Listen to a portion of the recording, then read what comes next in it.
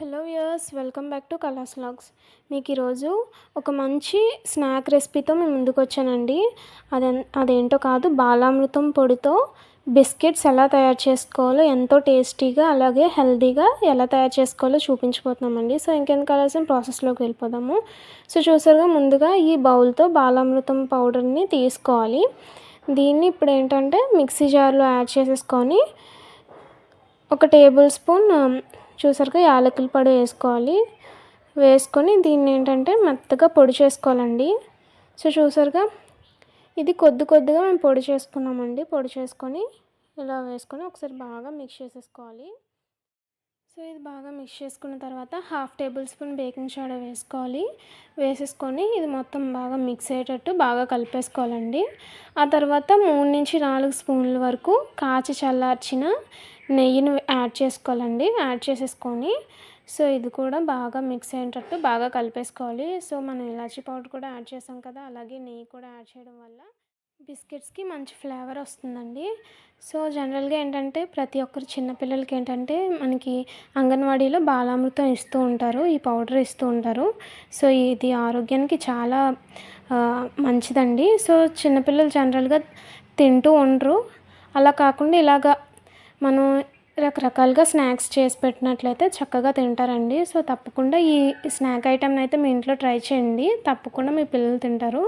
So ఇది బాగా mix చేసుకున్న తర్వాత కొద్దిగా వాటర్ని యాడ్ చేసుకుంటూ సో చూసారుగా ఈ కన్సిస్టెన్సీ వచ్చేంత వరకు కలిపేసుకొని ఒక అరగంట సేపు మూత పెట్టేసుకొని పక్కన పెట్టేసుకోవాలండి. సో చూసారుగా చక్కగా నానింది కదండి.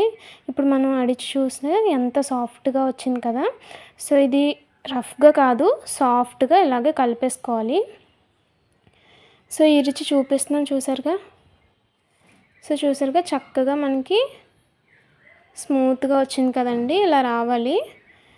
సో ఇప్పుడు మనం ఏంటంటే ఇలా చిన్న బాల్స్లా చేసేసుకొని పక్కన పెట్టేసుకుందాము.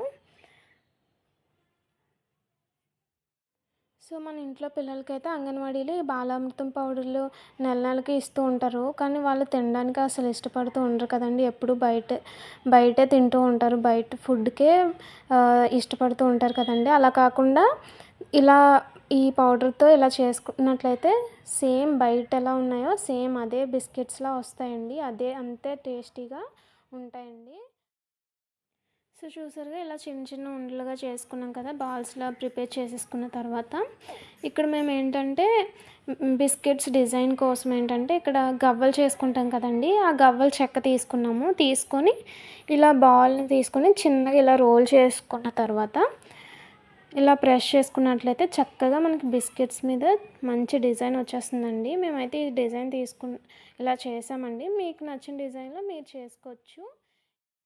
సో నెక్స్ట్ ఏంటంటే ఇలా డిజైన్లో చేసుకున్న తర్వాత ఇలా చూస్తే మనకి రౌండ్గా కార్నర్స్ చుట్టూ మనకి ఏంటంటే ఇలా పగిలినట్టు వచ్చింది కదా. అలా కాకుండా వీడియోలో చూపిస్తున్న విధంగా మనం ఇలా ప్రెస్ చేసుకున్నట్లయితే మనకి చక్కగా మంచి షేప్ అనేది సర్కిల్లా వచ్చేస్తుంది. సో చూసారుగా, ఇలాగా మనం ప్రెస్ చేసుకోవాలి. సో ఈ విధంగానే మిగతా బాల్స్ అన్నింటినీ ఇలా బిస్కెట్స్లా ప్రిపేర్ చేసేసుకోవాలండి. సో ఈ విధంగానే బిస్కెట్స్ మొత్తం ప్రిపేర్ చేసుకోవాలండి. సో ప్రిపేర్ చేసుకున్న తర్వాత ఇప్పుడు బేక్ చేసుకోవాలి కదా. బేక్ చేసుకునే ముందు ఏంటంటే మనం ప్రీహీట్ చేసుకోవాలి. దానికోసం స్టవ్ ఆన్ చేసుకొని కుక్కర్ పెట్టేసుకోవాలండి. మేమైతే ఇక్కడ కుక్కర్ పెట్టుకున్నాము, మీరు ఏ వెజ్లో అయినా పెట్టుకోవచ్చు. ఇక్కడ ఏంటంటే ఇసుక వేసుకున్నాము, మీరు స్టాండ్ కూడా యూజ్ చేయొచ్చండి. వేసుకొని ఇలాగ ప్యారలల్గా ఇసుకని పెట్టేసుకోవాలి. తర్వాత హై ఫ్లేమ్లో ఉంచుకొని వేడెక్కనివ్వాలండి.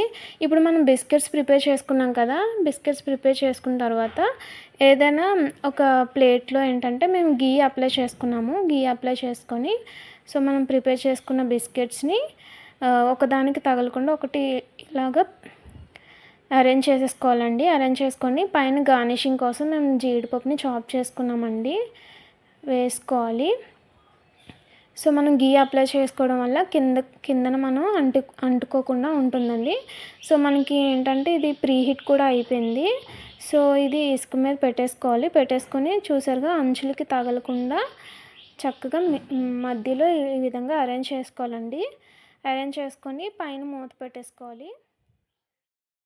సో మూత పెట్టేసుకున్నాం కదా, సిమ్లోనే బాగా ఇసుక మాత్రం బాగా వేడెక్కితే ఒక 10 to 15 మినిట్స్లో మనకు అయిపోతుందండి.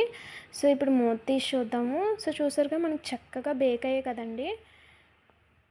సో వీటిని వేరే ప్లేట్లోకి షిఫ్ట్ చేసేసుకుందాము.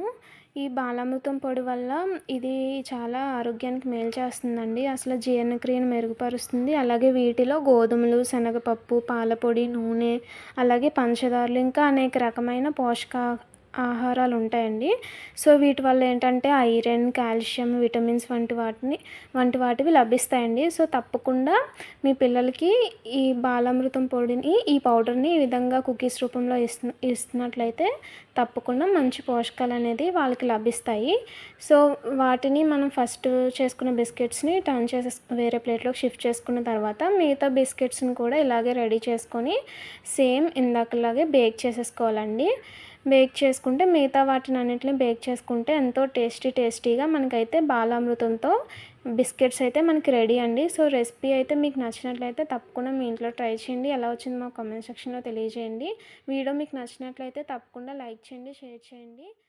అలాగే మా ఛానల్ని సబ్స్క్రైబ్ చేసుకోవడం మర్చిపోకండి. Thank you friends. Thank you for watching.